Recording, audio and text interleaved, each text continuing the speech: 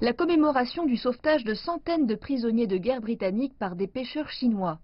Le colonel Wayne Harbour a prononcé le discours d'ouverture de la cérémonie au mémorial de guerre des prisonniers d'Extrême-Orient à Camden High Street. Le principal est de s'assurer que les gens retiennent les leçons de l'histoire.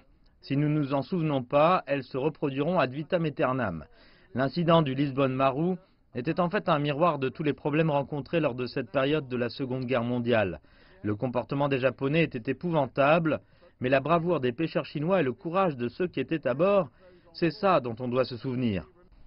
Une lettre écrite par le dernier survivant du Lisbonne Maru a ensuite été lue. L'homme y exprime sa gratitude envers les pêcheurs chinois. Denis Morley a presque 98 ans et il raconte à CGTN le courage de ceux qui ont sauvé la vie des prisonniers.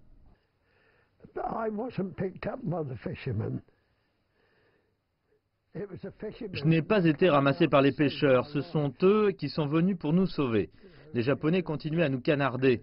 Mais lorsque les pêcheurs sont arrivés sur leur bateau, les Japonais ont arrêté de tirer. Ils savaient très bien ce qu'ils étaient en train de faire, ce qu'ils risquaient. Je leur en suis éternellement reconnaissant. Brian Finch est un major retraité du régiment du Middlesex. Il a présenté une harangue venue de Chine. Il a ensuite déposé une gerbe au mémorial représentant la province chinoise du Zhejiang.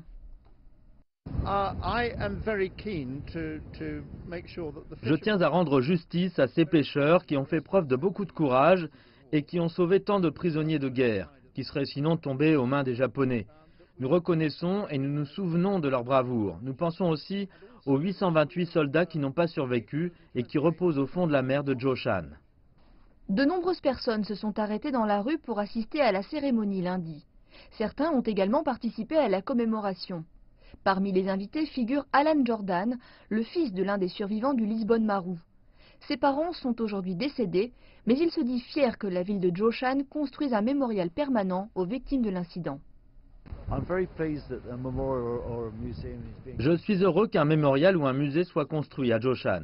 C'est un incident qui a marqué à jamais ma famille et celle de tous les survivants. C'est un événement historique important que l'île de Dongzhi ne doit pas oublier.